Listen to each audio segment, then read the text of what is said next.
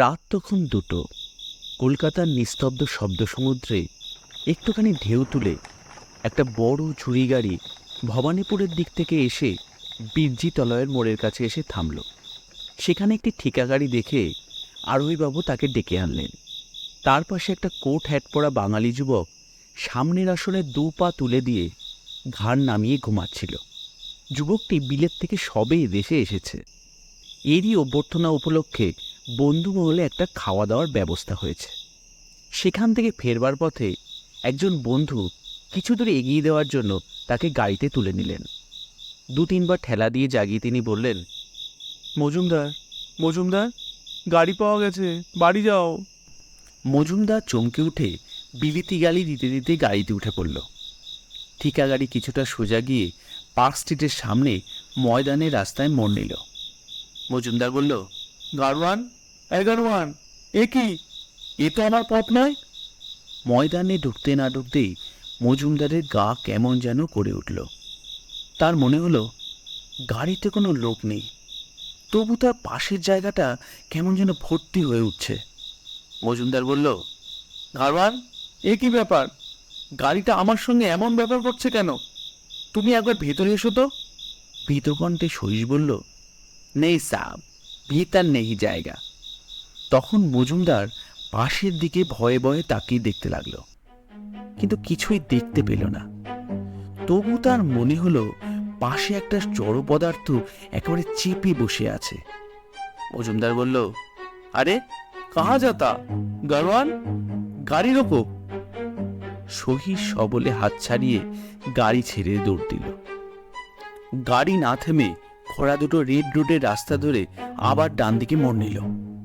মজুমদারের সর্বাঙ্গ দিয়ে ঘাম ছুটতে লাগলো।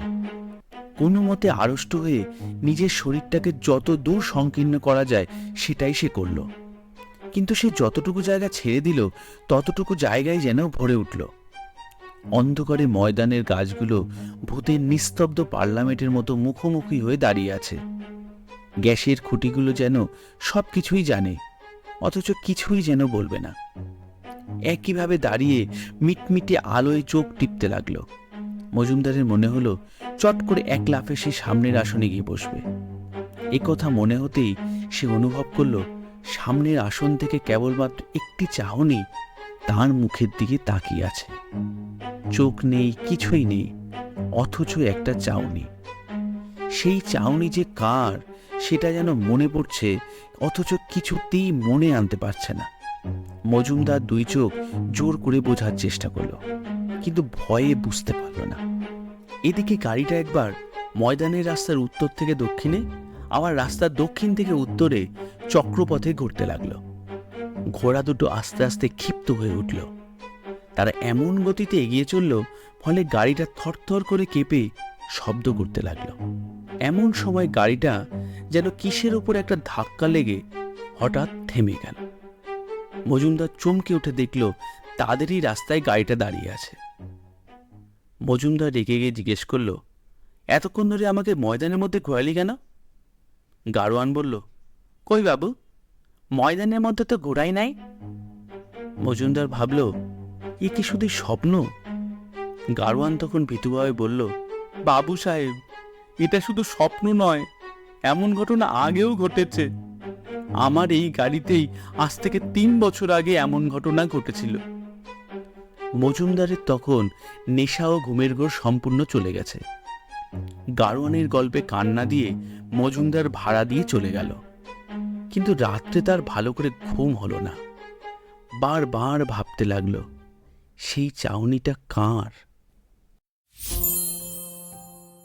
অধর মজুমদারের বাবা সামান্য সরকারি কাজকর্ম থেকে শুরু করে উন্নতি করেছেন অনেক। বড় বাড়ি, জুড়ি গাড়ি। এখন তার টাকা নগদ সুদে খাটছে। তাকে সেভাবে আর খাটতে হয় না। তবে তার সংসারের খরচপত্র সম্পর্কে হিসেবের এত কড়াকড়ি যে ফুটবল ক্লাবের নাছোড়বান্দা ছেলেরাও হাল ছেড়ে দিয়েছে। এমন সময় তার ঘরকন্যার মধ্যে এক অতিথির আগমন হলো। ছেলে হচ্ছে না করতে করতে অনেক দিন পরে তার এক ছেলে জন্মালো। ছেলের চেহারা মায়ের মতো, বড় বড় চোখ, টিকালো নাক, রং রজনীগন্ধার পাপড়ির মতো। যে দেখে সেই বলে, আহা, ছেলে নয় তো, যেন কার্তিক। অধরবাবুর অনুগত অনুচর রতিকান্ত বলল, বড় ঘরের ছেলে যেমনটা হওয়া উচিত, হে হে, তেমনই হয়েছে। ছেলের নাম রাখা হলো বেণুগোপাল। এতদিন সংসার খরচ নিয়ে অধীরবাবুর হিসেবে বা মেনে নিয়েছিলেন স্ত্রী ননিবালা, কিন্তু এবার ননিবালাকে অধরলাল আর আটকে রাখতে পারলেন না। ছোট্ট বেণুগোপালের পায়ের মল, হাতের বালা, গলার হার, মাথার টুপি, ননিবালার যা কিছু ইচ্ছে কখনো নীরব চোখের জলে, কখনো উচ্চ বাক্যবাণে আদায় করে নিলেন। বেণুগোপাল বড় হচ্ছে, তার জন্য এবার একজন ভালো দেখে মাস্টারমশাই রাখতে হবে। এক বুড়ো মাস্টারমশাই এসেছিলেন, কিন্তু বেণুগোপাল তাকে মোটেও পছন্দ করে না। ননিবালা স্বামীকে বললেন যে ছেলে যাকে পছন্দ করবে সেই হবে মাস্টারমশাই। এমন সময় গায়ে একখানা ময়লা চাদর আর পায়ে ছেঁড়া ক্যাম্বিসের জুতো পরে মাস্টারি রুমেদারিতে হাজির হন হরলাল। হরলাল, তার বিধবা মা ব্রাহ্মণের বাড়িতে রান্না করে, ধান ভেনে মফস্বলের এন্ট্রেন্স স্কুলে কোনো মতে পাশ করিয়েছে। এখন হরলাল কলকাতার কলেজে পড়বে বলে প্রাণপণ প্রতিজ্ঞা করেছে। অনাহারে তার মুখের নিচের অংশ ভারতবর্ষের কন্যাকুমারীর মতো সরু হয়ে গেছে। মস্ত কপালটা হিমালয়ের মতো প্রশস্ত, দু চোখে দৈন্যের এক অস্বাভাবিক বৃত্তি। দারোয়ান তাকে জিজ্ঞেস করল, ক্যা চাইয়ে? হরলাল ভয়ে ভয়ে বলল, বাড়ির বাবুর সঙ্গে দেখা করতে চাই। এর উত্তরে কি বলবে হরলাল ভেবে পাচ্ছে না। এমন সময় 7 বছরের বেণুগোপাল খেলতে খেলতে সেখানে চলে এলো। হরলালকে ইতস্তত করতে দেখে দারোয়ান আবার বলল, চালা যাও বাবু, চালা যাও। বেণুর হঠাৎ জেদ চেপে গেল, নেই জায়গা। এই বলে সে হরলালের হাত ধরে দোতলার বারান্দায় বাবার কাছে নিয়ে এলো। অধরলাল তখন দিবানিদ্রা সেরে অলস বারান্দায় বেতের চেয়ারে চুপচাপ বসেছিলেন, আর বৃদ্ধ রতিকান্ত একটা কাঠের চৌকিতে বসে ধীরে ধীরে তামাক টানছিল। বেণুর বায়না সামলে রতিকান্ত জিজ্ঞেস করলেন, আপনার পড়া কি পর্যন্ত? এন্ট্রান্স পাশ করেছি। শুধু এন্ট্রান্স পাস? আমি ভাবলাম কলেজ। তা বয়স তো নেহাত কম হয়নি আপনার। যাকে কত MBA গেল এলো, কাউকে পছন্দ হলো না, আর শেষে শোনা হবো কিনা এন্ট্রান্স পাস করা মাস্টারের কাছে পড়বে। হরলাল বেশ বুঝতে পারছে এখানেও চাকরিটা হবে না। এমন সময় অধরলালের মনে হলো এই ছোকরাকে খুব সামান্য মাইনে দিয়েই রাখা যাবে। ঠিক হলো, হরলাল বাড়িতে থাকবে, খাবে, আর 5 টাকা করে মাইনে পাবে।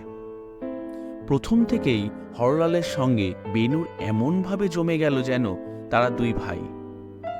কলকাতায় হরলালের আত্মীয় বলতে কেউ নেই। এই সুন্দর ছোট্ট ছেলেটা তার সমস্ত হৃদয় জুড়ে বসল। অভাগা হরলাল এমন করে কাউকে ভালোবাসার সুযোগ সে পায়নি। কি করলে তার অবস্থার ভালো হবে এই আশায় বহু কষ্টে বই জোগাড় করে নিজের চেষ্টায় সে দিনরাত পড়াশোনা করেছে। মাকে পরাধীন থাকতে হয়েছিল বলেই তার ছোটবেলাটা সংকোচেই কেটেছে। সে কারোর দলে ছিল না। ছেঁড়া বই আর ভাঙা স্লেটের মাঝখানে একলাই ছিল হরলাল। পৃথিবীর সমস্ত মানুষের নিচে চাপা পড়া হরলাল তাই নিজেও জানত না যে তার মনের মধ্যে এত স্নেহ, এত মায়া জন্মে আছে। বেণুগোপালের সঙ্গে খেলা করে, তাকে পড়িয়ে, অসুখের সময় তাকে সেবা করে হরলাল স্পষ্ট বুঝতে পারল যে নিজের অবস্থার উন্নতি করার চেয়েও মানুষের আরেকটা জিনিস আছে। সে জিনিস পেয়ে গেলে মানুষের আর কিচ্ছু লাগে না। বেণুও হরলালকে পেয়ে বাঁচল। বাড়িতে তার সমবয়সী কেউ নেই। বেণুর বয়স এখন 11।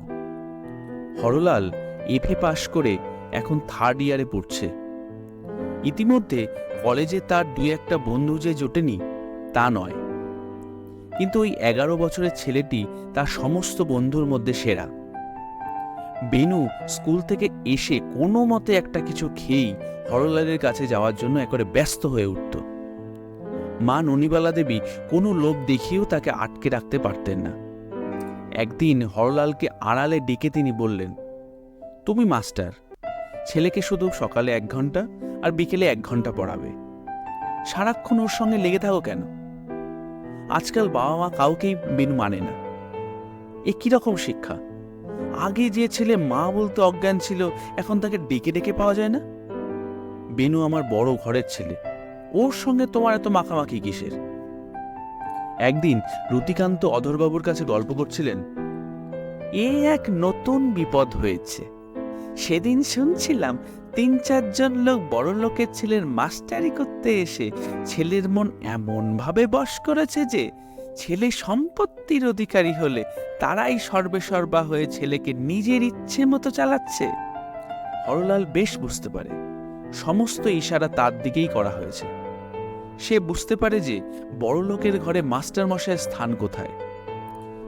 ছাত্রের সঙ্গে স্নেহের মায়ার সম্পর্ক স্থাপন এত বড় একটা স্পর্ধা বাড়ির চাকর থেকে বাড়ির মালকিন পর্যন্ত কেউই সহ্য করতে পারে না। সবার মতে এটা শুধুই স্বার্থ চরিতার্থ করার একটা ছল। সেদিন রাতে বাড়ি ফিরে মায়ের কাছে খেতে বসে হরলালের গলা বুঝে এলো, মা, বেনুকে আমি শুধুই পড়াবো, তার সঙ্গে আমার অন্য কোনো সম্পর্ক থাকবে না। পরদিন বিকেলে বেনুর সঙ্গে খেলার সময় হরলাল কলেজ থেকে আর ফিরল না। কি করে যে সে রাস্তায় রাস্তায় ঘুরে ঘুরে সময় কাটালো সেই জানে। সন্ধেবেলা পড়ার সময় হরলালকে দেখে বেনুর মুখ ভার। হরলাল নিজের অনুপস্থিতির কোনো জবাবদিহি না করে পড়িয়ে গেল। এরপর থেকে হরলাল পড়ানোর সময়টুকু ছাড়া বেনুগোপালের বাড়িতে থাকত না। ছোট্ট বেনু সারা দিন ধরে মাস্টারমশাইয়ের খোঁজ করে চলে, কিন্তু পায় না। তার ছোট্ট চঞ্চল মন দিনের শেষে ভারী হয়ে যায়। সারাক্ষণ সে চুপচাপ থাকে। সেদিন ননিবালা দেবীর কাছে যখন সে খেতে বসল, তিনি জিজ্ঞেস করলেন, তোর কি হয়েছে বলতো? মুখটা হাড়ি করে বসে থাকিস, ভালো করে খাস না, ব্যাপারটা কি? বেনু কোনো উত্তর দেয় না। মা বারবার জিজ্ঞেস করতে লাগলেন। একসময় সে আর থাকতে না পেরে ফুপিয়ে কেঁদে বলল, মাস্টার মশাই, মাস্টার মশাই। মাস্টার মশাই কি করেছেন মাস্টার মশাই? বেনু বলতে পারল না যে মাস্টার মশাই কি করেছেন। কি যে তার অভিযোগ তা কথায় ব্যক্ত করা কঠিন। ননিবালা বললেন, মাস্টার মশাই বুঝি তোর মায়ের নামে তোর কাছে কিছু লাগিয়েছে না? এ কথার কোনো অর্থ ছোট্ট বেনু কিচ্ছু বুঝতে পারল না। সে উত্তর না দিয়েই চলে গেল। এরই মধ্যে বাড়িতে অধরবাবুর বেশ কিছু দামি কাপড় চোপড় চুরি হয়ে গেল। পুলিশে খবর দেওয়া হলে পুলিশ খানা তল্লাশিতে হরলালের বাক্স সন্ধান করতে ছাড়ল না। যদিও চুরি যাওয়া জিনিসের কোনো কিনারা হলো না, কিন্তু অধরলাল ভীষণ রেগে গেলেন। বাড়িতে এত বাইরের লোক যখন খুশি আসছে, যখন খুশি যাচ্ছে, এসব তার মোটেও পছন্দ না। তিনি হরলালকে বললেন, দেখো বাপু, তোমাকে বাড়িতে আমার পক্ষে রাখা সম্ভব নয়। এখন থেকে তুমি আলাদা বসায় থাকবে। বেনুকে সময় মতো পড়িয়ে যাবে, না হয় আমি তোমার মাইনে 2 টাকা বাড়িয়ে দেব। হরলাল মুখ নিচু করে সবটাই শুনল, তখন কিছু বলতে পারল না।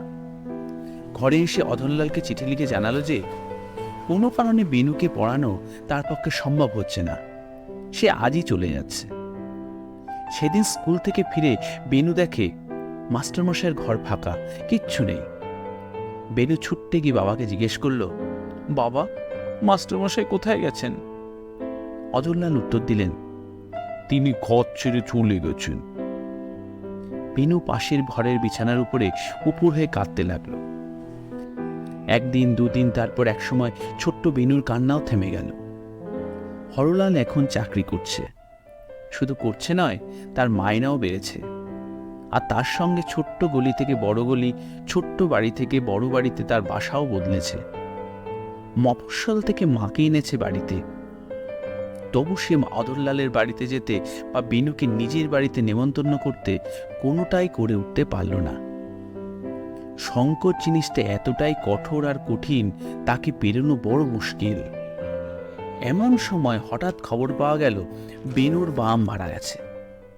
এই খবর শুনে একটু দেরি না করে হরলাল অধরলালের বাড়িতে গিয়ে উপস্থিত হল। দুজন অসমবয়সী বন্ধুর আবার দেখা হলো। বেনুর শৌচ কার্য কেটে যাওয়ার পরেও অধরলালের যাতায়াত চলতে লাগলো, কিন্তু আগের মতো যেন আর কিচ্ছু নেই। বেনু এখন বড় হয়েছে, সে এখন কলেজে, এখন তার বন্ধু বান্ধবের কোনো অভাব নেই। তাদের সে বেশ আমোদেই রাখে। তার চালচলনেও বেশ বাবুয়ানা ফুটেছে। এখন হরলালের সঙ্গে আর তার দরকার নেই।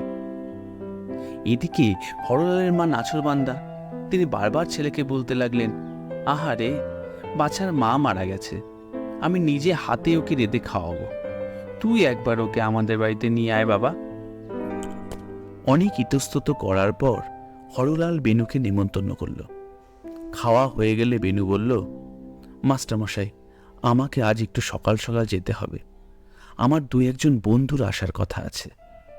এই বলে পকেট থেকে সোনার ঘড়ি খুলে একবার সময় দেখল, তারপর জুড়ি গাড়িতে চলে বসল। হরলাল নিজের বাড়ির দরজার কাছেই দাঁড়িয়ে রইল। জুড়ি গাড়ি সমস্ত গলিকে কাঁপিয়ে দিয়ে মুহূর্তের মধ্যেই অদৃশ্য হল। হরলাল দীর্ঘ নিঃশ্বাস ফেলে মনে মনে বলল, ব্যাস, এই পর্যন্তই, আর না, আর কখনোই ডাকব না। একদিন 5 টাকা মাইনের মাস্টারি করেছিলাম বটে, কিন্তু আমি সামান্য হরলাল মাত্র। একদিন সন্ধ্যের পর হরলাল অফিস থেকে ফিরে এসে দেখল, একতলার ঘরে অন্ধকারে একজন বসে আছে। তাকে দেখা যাচ্ছে না, তবে ঘরময় এসএমসের গন্ধে তাকে চেনা যাচ্ছে ঠিক, বেণুগোপাল। হরলাল জিজ্ঞেস করল, কি ব্যাপার, কখন এসেছো? সে তো অনেকক্ষণ। আপনি যে এত দেরি করে অফিস থেকে ফেরেন সেটা তো আমি জানতাম না। বহুকাল হলো সে নিমন্ত্রণ খাওয়ার পর বেনু আর একবারও আসেনি। বলা নেই কওয়া নেই, আজ হঠাৎ সন্ধ্যের সময় সেই অন্ধকারের ঘরের মধ্যে সে অপেক্ষা করছে। কেন? হরলালের মন উদ্বিগ্ন হয়ে উঠল। ওপরের ঘরে আলো জ্বেলে দুজনে বসল।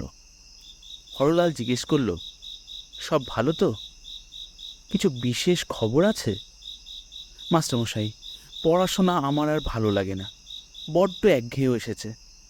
কাহাতো বছরের পর বছর ওই সেকেন্ড ইয়ারে আটকে পড়ে থাকি। বয়সে ছোট ছেলেদের সাথে একসঙ্গে পড়তে হয়, আমার বড্ড লজ্জা লাগে, কিন্তু বাবা কিছুতেই বুঝতে চাইছেন না। তোমার কি ইচ্ছে? আমার ইচ্ছে আমি বিলেত যাব, ব্যারিস্টার হব। জানেন মাস্টারমশাই, আমার থেকে পড়াশোনায় অনেক খারাপ একজনকে আমি চিনি, যে বিলেত যাবে বলে স্থির করেছে। তোমার ইচ্ছের কথা তোমার বাবাকে বলেছ? জানিয়েছি। বাবা বলেন, পাশ না করলে তিনি বিলেত যাওয়ার কথা কানেও তুলবেন না। কিন্তু আমার মন খারাপ হয়ে গেছে, এখানে থাকলে আমি কিছুতেই পাশ করব না। আজ এই বিলেত যাওয়া নিয়ে বাবা আমাকে যা না তাই বলেছেন, তাই আমি বাড়ি ছেড়ে চলে এসেছি। মা থাকলে কখনোই এরকম হতো না, কখনোই না। চলো, আমি তোমার বাবার কাছে যাই, পরামর্শ করে যা ভালো হয় তাই স্থির করা যাবে। না, আমি ওখানে যাব না। বাবার সঙ্গে রাগারাগি করে বেনু এসে হরলালের বাড়িতে থাকবে, এই কথাটা হরলালের মোটেও ভালো লাগলো না। অথচ আমার বাড়িতে তুমি থাকতে পারবে না, এই বলাটাও বড় শক্ত। সে ভাবল, আরেকটু পরে মনটা ঠান্ডা হলে ভুলিয়ে ভালিয়ে বাড়ি পৌঁছে দেবে। প্রসঙ্গ বদলে সে জিজ্ঞেস করল, বেনু, তুমি কিছু খেয়েছ? না, আমার খিদে নেই, আজ আমি খাবো না। সে কি হয়? মা, মা, বেনুর জন্য কিছু খাবার বানিয়ে দাও তো। শোনো বেনু, কাজটা মোটেও ভালো হচ্ছে না। এভাবে বাবার সঙ্গে ঝগড়া করে বাড়ি থেকে চলে আসাটা মোটেও ঠিক নয়। দেখুন মাস্টারমশাই, আপনার এখানে যদি অসুবিধা হয় তবে আমার বন্ধু সতীশের বাড়িতে গিয়ে আমি উঠব। কথা শেষ করে সে বেরিয়ে যেতে উপক্রম করছে, এমন সময় হরলালের মাও জলখাবার নিয়ে উপস্থিত। জোর করে খেতে বসলেন বেনুকে। বেনু যদিও কিছু খাচ্ছে না, রাগ করে খাবার নিয়ে নাড়াচাড়া করছে, এমন সময় দরজার কাছে একটা গাড়ি এসে থামল। প্রথমে দারোয়ান, তার পেছন পেছন নামলেন স্বয়ং অধরবাবু। তাদের দেখে বেনুর মুখ বিবর্ণ হয়ে গেল। অধরবাবু রাগে কাঁপতে কাঁপতে হরলালের দিকে তাকিয়ে বললেন, এই বুঝি তোমার উদ্দেশ্য? রতিকান্ত তোমাকে আগেই বলেছিল কিন্তু তোমার পেটে যে এত মতলব সেটা বিশ্বাস করিনি। তুমি কি ভাবছো বেনুকে বশ করে তার ঘাড় ভেঙে খাবে? কিন্তু আমি বেঁচে থাকতে তা হতে দেব না। আমার ছেলে চুরি করবে তুমি, অধরলালের ছেলেকে চুরি করবে তুমি। আমি তোমার নামে পুলিশ কেস করব, তোমাকে জেলে পাঠিয়ে তবে আমি ছাড়ব। এরপর ছেলের দিকে তাকিয়ে বললেন, বেনু, চলো ওঠো, ওঠো শিগগির। বেনু কোনো কথা না বলে পেছন পেছন চলে গেল। হরলালের সওদাগর অফিসে কি একটা কারণে প্রচুর পরিমাণে চাল ডাল কেনার প্রয়োজন পড়েছে, আর সেই কারণে হরলালকে প্রত্যেক সপ্তাহে শনিবার ভোরের গাড়িতে 7-8 হাজার টাকা নিয়ে মফস্বলে যেতে হতো। পাইকারি বাজারে হাতে নাতে দাম চুকিয়ে দেওয়ার জন্য মফস্বলের একটি বিশেষ কেন্দ্রে তাদের যে একটা অফিস আছে, সেখানে 10 আর 5 টাকার নোট এবং নগদ টাকা সে নিয়ে যেত। সেখানে রসিদ আর খাতা দেখিয়ে গত সপ্তাহের মোট হিসেব মিলিয়ে এই সপ্তাহের কাজ চালানোর জন্য টাকা রেখে আসত। সঙ্গে অফিসের 2জন দারোয়ানও যেত। হরলালকে যে এত টাকার দায়িত্ব দেওয়া হয়েছে এ নিয়ে অফিসে কথা উঠেছিল প্রচুর, কিন্তু বড় সাহেব নিজে সমস্ত ঝুঁকি নিয়ে হরলালকে দায়িত্ব দিয়েছিলেন। কাজ নিয়ে হরলাল এতটাই ব্যস্ত হয়ে পড়ে যে প্রায়ই তার বাড়ি ফিরতে অনেক রাত হয়ে যেত। একদিন এরকম রাতে ফিরে এসে সে শুনল বেনু এসেছিল। মা তাকে আদর যত্ন করে খাইয়েছেন। বেনু মাঝে মাঝে হরলালের বাড়িতে আসতে থাকে, কিন্তু হরলালের সাথে তার দেখা হয় না। তারপর একদিন হরলাল ফিরে এসে দেখে বেনু তার জন্য অপেক্ষা করছিল। বেনু বলল, বাবা আজকাল যেন কেমন যেন হয়ে উঠেছেন, আমি কিছুতেই যেন বাড়িতে আর টিকতে পারছি না। শুনছি তিনি নাকি আবার বিয়ে করতে চলেছেন, রতিকান্তবাবু সম্বন্ধ নিয়ে এসেছেন। তার সঙ্গে শুধুই পরামর্শ চলছে দিনরাত। আগে আমি কোথাও গিয়ে বাড়ি ফিরতে দেরি করলে বাবা অস্থির হয়ে যেতেন। এখন যদি আমি 2-4 দিন বাড়িতে নাও ফিরি তাহলে তিনি যেন শান্তি পান। আসলে আমি বাড়ি থাকলে বিয়ের আলোচনাটা করতে অসুবিধা হয়ে যায় তো। এ বিয়ে যদি হয় তাহলে আমি ওই বাড়িতে আর থাকতে পারবো না। মাস্টারমশাই, আপনি একটা উদ্ধারের একটা পথ দেখিয়ে দিন। যেমন করেই হোক বিলেতে গিয়ে ব্যারিস্টার হয়ে আমাকে আসতেই হবে, তবেই আমার মুক্তি। অধরবাবু কি আদৌ তোমাকে যেতে দেবেন? আমি চলে গেলে তিনি বাঁচেন, কিন্তু টাকার উপর তার যেরকম মায়া, তার কাছ থেকে বিলেতের খরচ আদায় করা খুব একটা সহজ হবে না। একটু চালাকি করতে হবে। চালাকি? কিরকম চালাকি? আমি হ্যান্ড নোটে টাকা ধার করব। পাওনাদার আমার নামে নালিশ করলে বাবা তখন দায়ে পড়ে শোধ করে দেবেন, আর সেই টাকায় পালিয়ে আমি বিলেত যাব। সেখানে একবার চলে গেলে তিনি আর খরচ না দিয়ে থাকতে পারবেন না। কিন্তু তোমাকে টাকা ধার দেবে কে? আপনি আপনি পারবেন না? আমি? মানে আমি? কেন? দারোয়ান তো তোড়াই করে অনেক টাকা ঘরে নিয়ে এলো। সে দারোয়ানও যেমন, আমার টাকাও তেমন।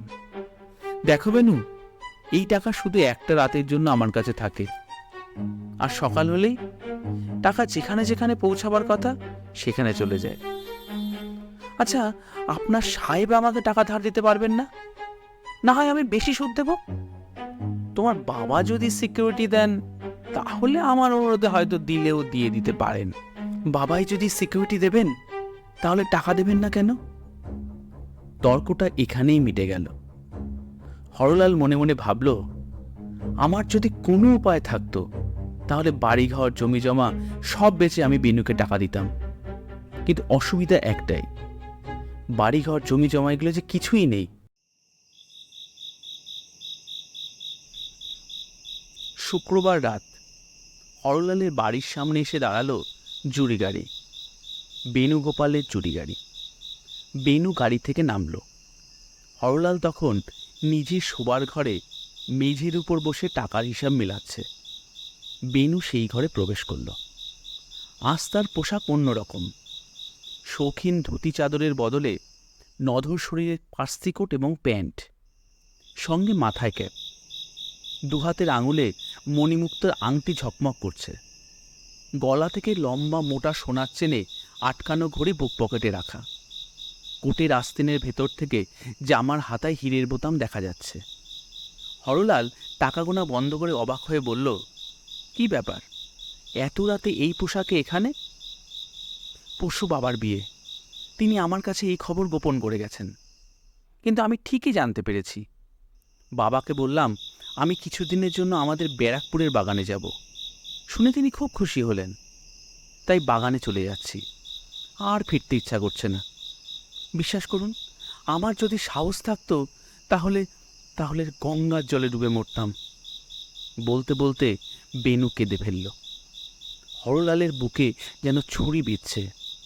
মনে মনে সে ভাবে, পৃথিবীতে গরিব হয়ে না জন্মালেও দুঃখ আর অপমানের যেন অন্ত নেই। কিন্তু একটা খটকা তার মনে জন্মালো।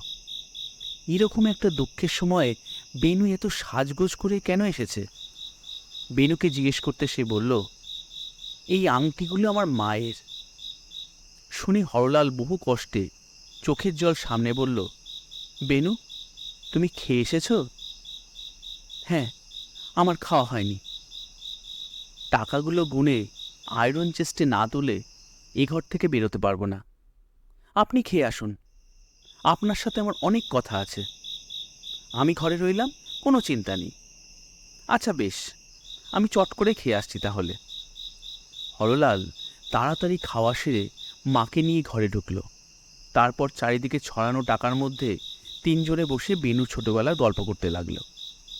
মাস্টারমশাইয়ের সাথে তার ছোটবেলার কত স্মৃতি, সেসব বলতে বলতে অনেক রাত হলো। হঠাৎ একসময় বেনু হাতের ঘড়ি খুলে বলল, আর নয়, আর দেরি করলে গাড়ি ফেল করব। মাস্টারমশাই, এই ঘড়ি আংটিগুলো বাগানে নিয়ে যাওয়া নিরাপদ নয়। আপনার কাছে রেখে যাচ্ছি, ফিরে এসে নিয়ে যাব। আপনার দারোয়ানকে বলে দিন আমার গাড়ি থেকে চামড়ার হ্যান্ডব্যাগটা এনে দিক, সেটার মধ্যে এগুলো পরে রেখে দিই। অফিসের দারোয়ান গাড়ি থেকে ব্যাগ নিয়ে এলো। বেনু তার চেন, ঘড়ি, আংটি, বোতাম সব খুলে ব্যাগের মধ্যে রাখল। সতর্ক হরলাল সেই ব্যাগ তক্ষুনি আয়রন সেপের মধ্যে রেখে দিল। তারপর হরলালের মাকে প্রণাম করল বেনু।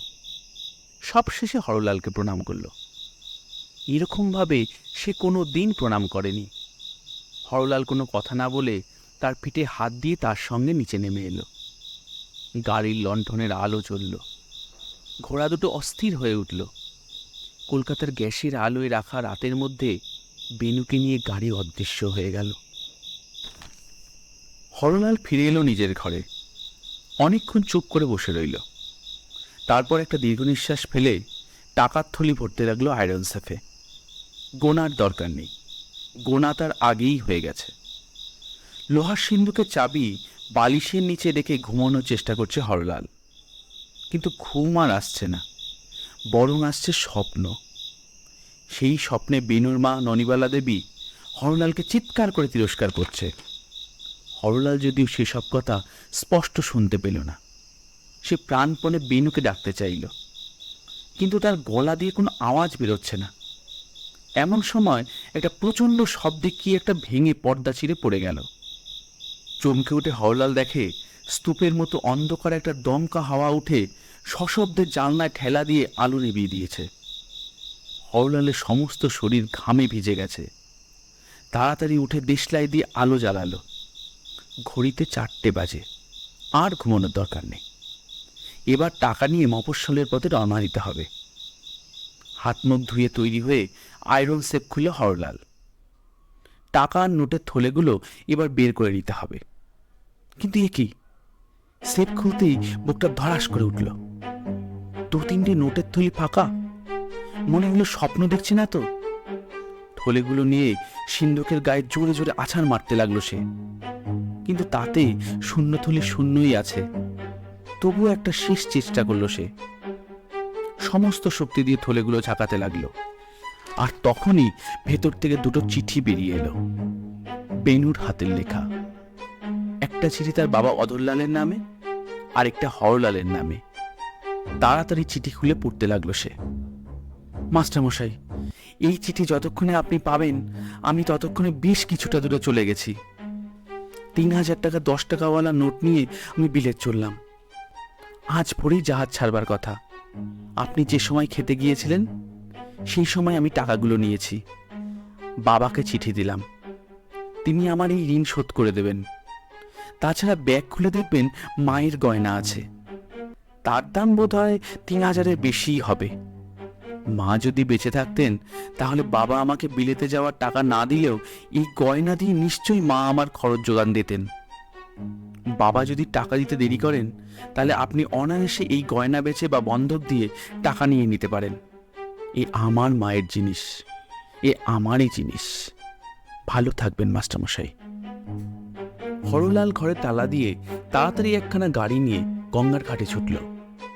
কোন জাহাজে বেনু যাচ্ছে সে জানে না, তবুও মেটিয়াবুরুজ পর্যন্ত ছুটে এসে খবর পেল যে 2খানা জাহাজ ভোরে রওনা হয়েছে, আর দুটোই ইংল্যান্ড যাবে। বেনুকে আর পাওয়া যাবে না, হরলাল জানে। মেটিয়াবুরুজ থেকে যখন সে বাড়ি ফিরল সকালের রোদে কলকাতা জেগে উঠেছে। যদিও হরলালের চোখে সেসব কিছুই পড়ছে না, তার সমস্ত চিন্তা শক্তি, সমস্ত বুদ্ধি হারিয়ে গেছে ভোরের আলোয়। বাড়িতে ঢুকেই দেখে মা উদ্বিগ্ন মুখে দাঁড়িয়ে আছে। মা, তুমি ব্যস্ত হও না, চিন্তা করো না, আমাকে শুধু একটু একলা থাকতে দাও। ঘরে ঢুকেই দরজা বন্ধ করে দিল হরলাল। মা কিছুই জানেন না, তবে আন্দাজ করেছেন কিছুই একটা সাংঘাতিক ঘটে গেছে। তিনি ছেলের বন্ধ ঘরের সামনে মাথা রেখে শুধু ডাকতে লাগলেন, হরলাল, বাবা হরলাল, কি হয়েছে বলো না বাবা। মা, আমি একটু পরেই বেরোবো, তুমি এখন যাও। অফিসে দারোয়ান এসে ঘা দিয়ে বলল, বাবু, ও বাবু, এখন না বেরোলি আর গাড়ি পাওয়া যাবে না। আজ 7টার গাড়িতে যাওয়া যাবে না। তাহলে কখন যাবেন সে আমি তোমাকে পরে বলবো, তুমি এখন যাও। দারোয়ান মাথা নেড়ে হাত উল্টে নিচে চলে গেল। হরলাল মনে মনে ভাবে, এ কথা আমি কাকে বলবো, এ যে চুরি, কিন্তু তা বলে বেনুকে জেলে দেব। হঠাৎ তার মনে পড়ল সে ব্যাগের কথা, বেনু রেখে যাওয়া ব্যাগ। ব্যাগ খুলে দেখে তার মধ্যে শুধু আংটি, ঘড়ি, বোতাম, হার নয়, ব্রেসলেট, চিকি, মুক্তোর মালা আর অনেক দামি গয়না রয়েছে, যার মূল্য 3,000-এর থেকে অনেক অনেক বেশি। হরলাল ভাবে এ ব্যাগ যতক্ষণ বাড়িতে থাকে বিপদ। তাই আর দেরি না করে বেণুগোপালের অধরলালকে লেখা চিঠি আর ব্যাগ নিয়ে হরলাল বেরিয়ে গেল। অধরলালের বাড়িতে ঢোকার আগেই হরলালের কানে এলো বিয়ে বাড়িতে সানাই বাজছে। কি যেন একটা করুণ রাগ। তবে দরজা দিয়ে ঢুকেই তার মনে হলো উৎসবের বাড়িতে কেমন যেন একটা অশান্তির লক্ষণ। দারোয়ান থেকে চাকর বাকর সবার মুখে ভয় আর চিন্তা। হরলাল খবর পেল কাল রাতে বাড়িতে অনেক টাকার গয়না চুরি হয়েছে। দোতলার বারান্দায় গিয়ে হরলাল দেখে অধরবাবু আগুন হয়ে বসে আছেন, রতিকান্ত তামাক খাচ্ছে। হরলাল বলল, আপনার সঙ্গে আমার একটু কথা আছে, গোপনে। অধরবাবু রেগে উঠলেন, তোমার সঙ্গে গোপনে কথা বলার সময় আমার নেই, যা বলার এখানেই বলো। কাল রাতে বেনু আমার বাড়িতে এই ব্যাগ রেখে গেছে। কি আছে এই ব্যাগে, খোলো। হরলাল ব্যাগ খুলে অধরবাবুর হাতে দিল।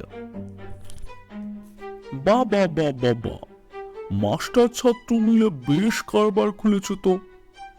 এ চোরাই মাল বিক্রি করলে ধরা পড়বে, তাই নিয়ে আসা হয়েছে। কি ভাবছো তুমি, এর জন্য তুমি বকশিস পাবে? হরলাল এবার বেণুগোপালের লেখা চিঠি অধরলাল বাবুর হাতে তুলে দিলেন। পরে তিনি আরো আগুন হয়ে উঠলেন। আমি পুলিশে খবর দেব, আমি পুলিশে খবর দেব। আমার ছেলে এখনো সাবালক হয়নি। তুমি তাকে চুরি করে বিলেত পাঠিয়েছ। হয়তো 500 টাকা ধার দিয়ে 3,000 টাকা লিখে রেখেছ। আমি এই ধার কিছুতেই শোধ করব না। আমি ধার দেইনি। তবে এত টাকা সে পেল কি করে? তোমার বাক্স ভেঙে চুরি করেছে? হরলাল এই প্রশ্নের কোনো উত্তর দিল না। রতিকান্ত টিপ্পনি কাটল, ওকে একবার জিজ্ঞেস করুন না, 3,000 কেন, 500 টাকা উনি কখনো চোখে দেখেছেন? হরলাল এই কথারও কোনো উত্তর দিল না। গয়না চুরির মীমাংসা হয়েছে। তবুও বেনুর বিলেত পালানো নিয়ে বাড়িতে একটা হুলস্থুলুস পড়ে গেছে। হরলাল মাথা নিচু করে অধরলাল বাবুর বাড়ি থেকে বেরিয়ে এলো। গলিতে ঢুকেই দেখে বাড়ির সামনে একটি গাড়ি দাঁড়িয়ে আছে। তাহলে কি বেনু ফিরে এসেছে? এ নিশ্চয়ই বেনু হবে। গাড়ির দিকে এগোতেই দেখে অফিসের একজন সাহেব বসে আছে। হরলালকে দেখে গাড়ি থেকে নেমে তার হাত ধরে বাড়িতে ঢুকলো। তারপর সাহেব জিজ্ঞেস করলো, আজ মফস্বলে গেলে না কেন? অফিসের দারোয়ান নিশ্চয়ই সন্দেহ করে বড় সাহেবকে কিছু জানিয়েছে। বড় সাহেব তাই লোক পাঠিয়েছেন। হরলাল তাই উত্তর দিল, 3,000 টাকার নোট পাওয়া যাচ্ছে না। পাওয়া যাচ্ছে না? কোথায় গেল? হরলাল চুপ। বাকি টাকা কোথায় আছে দেখবো, চলো। হরলাল তাকে উপরের ঘরে নিয়ে গেল। সাহেব তন্ন তন্ন করে চারিদিক খুঁজে দেখল, কোথাও টাকা নেই। শেষে বলল, এই ঘরে রাতে কে ছিল? আমি ছিলাম, দরজা ভেতর থেকেই বন্ধ ছিল। বটে, আচ্ছা বড় সাহেবের কাছে চলো দেখি তো। হরলালকে সাহেবের সঙ্গে চলে যেতে দেখে হরলালের মা ব্যস্ত হয়ে পড়লেন। কি হচ্ছে যে সকাল থেকে তিনি কিছুই বুঝে উঠতে পারছেন না।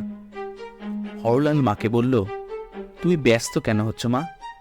আমি বড় সাহেবের সঙ্গে দেখা করেই আসছি। হরলালের মা উদ্বিগ্ন হয়ে উঠলেন। কিন্তু তুই যে সকাল থেকে কিছুই খাসনি বাবা। সে কথার কোনো উত্তর না দিয়ে গাড়িতে উঠে চলে গেল। অফিসের বড় সাহেব সব শুনে বললেন, সত্যি করে বলো তো, ব্যাপারটা কি? আমি সত্যিই টাকা নিইনি, সে কথা আমি সম্পূর্ণই বিশ্বাস করি, কিন্তু তুমি নিশ্চয়ই জানো কে নিয়েছে। হরলাল কথার উত্তর না দিয়ে মাথা নিচু করে চুপ করে বসে থাকলো। যে টাকা নিয়েছে সে কি তোমায় বলে নিয়েছে? আমার প্রাণ থাকতে জ্ঞান তো ওই টাকা কেউ নেয়নি।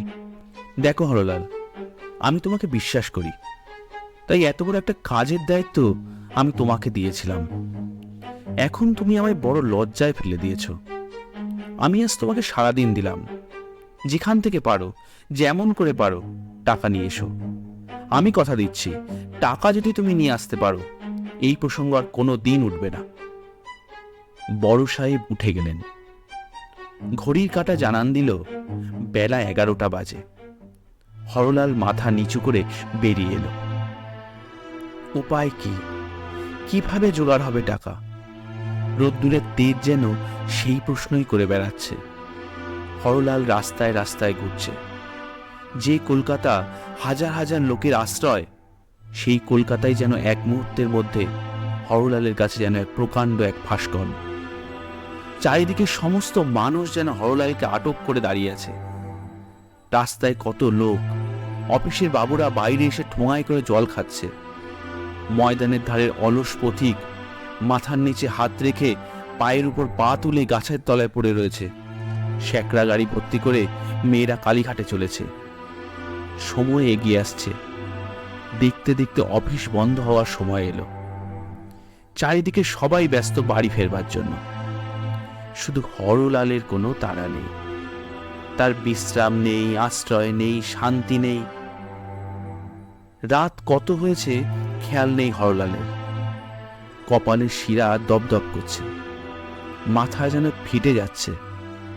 এই সমস্ত কষ্ট বেদনার মধ্যে শুধু একটাই নাম মনে আসছে, মা, মা।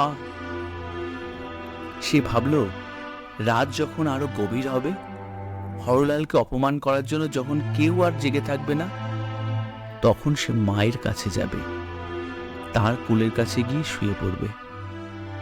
শরীরের ভার আর বহন করা যাচ্ছে না। এমন সময় হরলাল একটা ভাড়াটি গাড়ি ডাকলো। গাড়োয়ান জিজ্ঞেস করলো, তা হ্যাঁ কর্তা, কোথায় যাবেন? কোথাও না, ময়দানের রাস্তায় একটু হাওয়া খাবো। আচ্ছা, উঠে পড়ুন। হরলাল গাড়িতে উঠে পড়ল। খোলা জানলার কাছে মাথা রেখে চোখ বুঝল। মনে হচ্ছে সমস্ত কষ্ট যেন মিলিয়ে যাচ্ছে একটু একটু করে, যেন এক অনন্ত মুক্তি ধরিয়ে তুলেছে সমস্ত আকাশ, সমস্ত বাতাস। এখন দুঃখের আর অন্ধকার নেই, আলো নেই। রয়েছে এক প্রগাঢ় পরিপূর্ণতা। গির্জার করিতে 1টা বাজল। ও বাবু, ঘোড়া তো আর চলতে পারছে না, কোথায় নামবেন সেটা বলেন। বাবু, ও বাবু। কোনো উত্তর নেই। গাড়ি থেকে নেমে গাড়োয়ান হরলালকে ধাক্কা দেয়। বাবু, ও বাবু। তাও কোনো উত্তর নেই। এবার গাড়োয়ান ভয় পেয়ে যায়। নাকের কাছে হাত রেখে দেখে হরলালের শরীর আড়ষ্ট, কোনো নিঃশ্বাস পড়ছে না। 3 বছর পর বিলেত ফেরত বেণুগোপাল বন্ধু মহলের আড্ডা সেরে এই গাড়িতেই ওঠে। আর যতক্ষণ সে গাড়িতে ছিল অনুভব করে কেউ একজন বসে আছে তার পাশে, তাকিয়ে আছে তার দিকে, যে চাউনি তার খুব খুব চেনা।